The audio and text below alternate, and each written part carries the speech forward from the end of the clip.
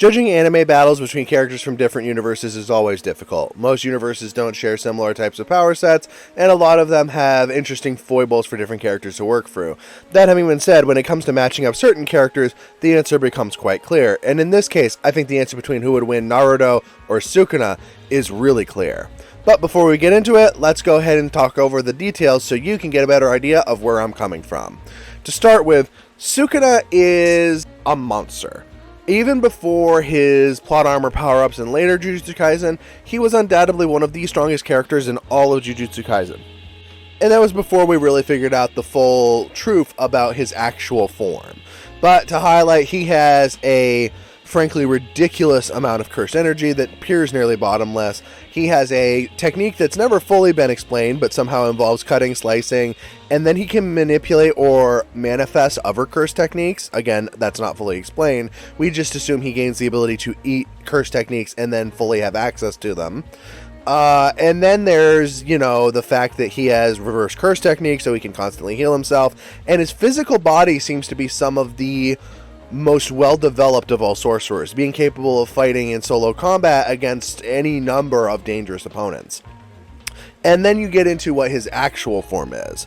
See, Sukuna's actual form, or the one that he seems to prefer, has 2 arms, 2 eyes, 2 mouths, and an extra set of eyes, because why not?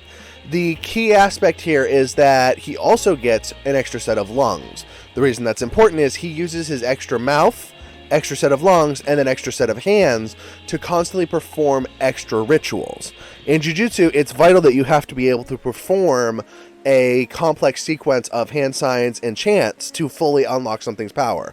The challenge for modern day sorcerers is that you have to be able to do as little as possible while still maintaining the most punch. This isn't even a problem for him because he can still fight you while doing the long-term chant. It's actually kind of discouraging. And that's kind of the most of what he has. He does have some abilities from being a cursed spirit, like being able to pass over to other people or do things like that, but that's not strictly relevant to his combat ability. Now, on the other side, Naruto was the 7th Hokage. He was incredibly strong. He had some of the best taijutsu of anyone in the village, and he has, thanks to Kurama, a nearly limitless supply of chakra. And that manifests in a couple of different ways. For one thing, he has the Rasengan, which is an incredibly potent offensive short-ranged attack, at least initially. It does get long-range later on. He can infuse it with different elemental attacks, as well as the fact there's his signature ability, which is the Shadow Clone technique. So he can make a whole army of himself. And that army is physically the same as him, though they do have a share of his chakra. And then altogether, he can cloak himself, and even his clones can cloak themselves in the Kurama cloak. So basically tapping into Kurama's chakra, and then covering themselves in it to give them increased strength, speed, durability, and offensive power. One of the key differences between universes is that a ninja could learn multiple different techniques from multiple different people, and that's somewhat offset in this matchup because obviously Sukuna can just copy or devour people's techniques, so we don't know how many he has. But offensively, I'd also say it's balanced out by the fact that Naruto was never very good about learning techniques. It takes him an exceptionally long time to learn techniques, even with Shadow Clones.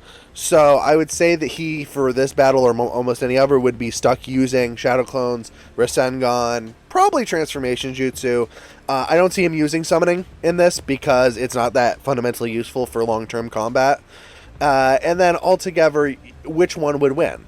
I mean, that's a big question, isn't it? Now, obviously, this is opinion-based because of the 2 universes. It's hard to say who would exactly win, but I think it's Naruto. I think that Naruto has far better skills. I think the ability to duplicate himself would overwhelm Sukuna because even though in his own series he's able to hold off against a small group, he's never had to fight an army of people with magical ability. That just wasn't a thing when he was a sorcerer. It's not even a thing in current Jujutsu Kaisen.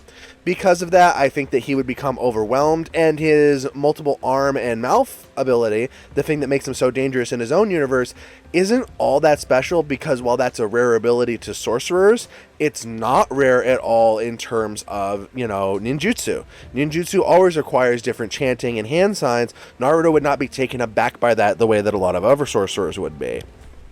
And plus, you always have to keep in mind that in an emergency scenario, he does have access to Kurama's final form, you know, the Baryon mode.